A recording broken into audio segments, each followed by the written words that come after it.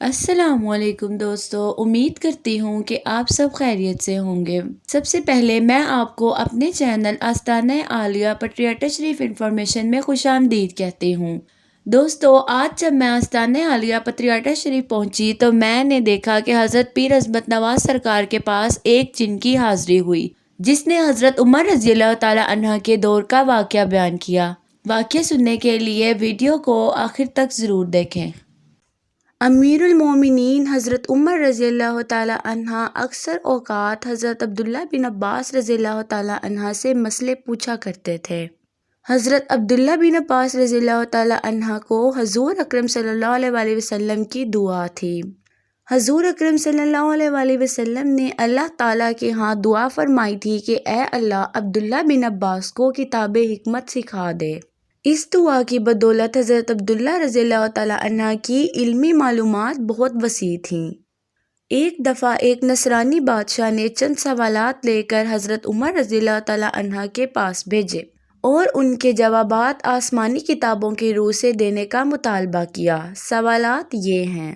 پہلا سوال، ایک ماں کی شکم سے دو بچے ایک ہی دن ایک ہی وقت پر پیدا ہوئے، پھر دونوں کا انتقال بھی ایک ہی دن ہوا۔ ایک بھائی کی عمر 100 سال بڑی اور ایک بھائی کی عمر 100 سال چھوٹی ہوئی۔ یہ کون تھے اور اس طرح کیسے ہوا؟ دوسرا سوال، وہ کون سی زمین ہے کہ جہاں ابتدائی پیدائش سے قیامت تک صرف ایک ہی مرتبہ سورج کی کرنیں لگیں، نہ پہلے کبھی لگی تھیں نہ آئندہ کبھی لگیں گی؟ تیسرا سوال، وہ کون سا قیدی ہے جس کی قید خانے میں سانس لینے کی اجازت نہیں اور وہ بغیر سانس لیے زندہ رہتا ہے؟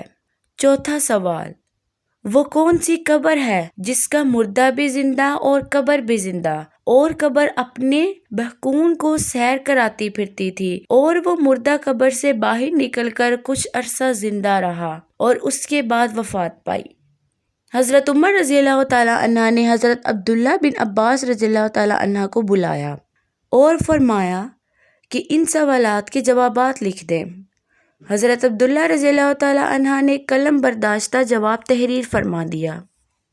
پہلا جواب، جو دو بھائی ایک ہی دن ایک ہی وقت پیدا ہوئے اور دونوں کی وفات ایک ہی دن ہوئی، پر ان کی عمر میں 100 سال کا فرق تھا۔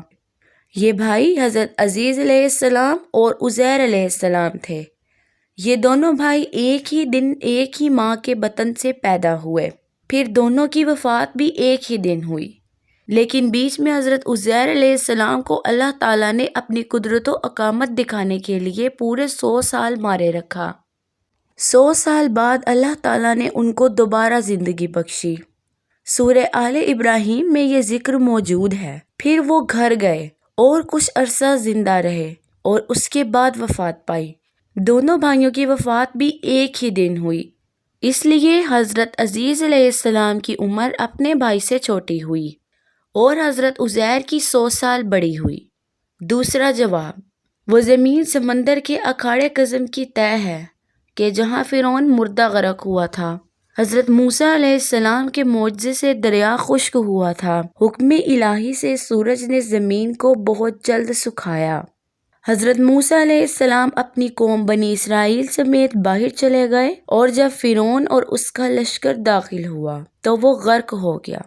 اس زمین پر سورج صرف ایک دفعہ لگا، اس کے بعد قیامت تک کبھی نہیں لگے گا۔ تیسرا جواب، جس قیدی کو قید خانے میں سانس لینے کی اجازت نہیں، وہ بغیر سانس لیے زندہ رہتا ہے۔ وہ بچہ جو اپنی ماں کے شکم میں قید ہے، خدا تعالیٰ نے اس کے سانس لینے کا ذریعہ نہیں کیا اور نہ وہ سانس لیتا ہے۔ چوتھا جواب، وہ قبر جس کا مردہ بھی زندہ اور قبر بھی زندہ، وہ مردہ حضرت یونس علیہ السلام تھے اور ان کی قبر وہ مچھلی تھی جو ان کو پیٹ میں رکھ کر جگہ جگہ پھرتی تھی، یعنی ان کو سیر کراتی تھی۔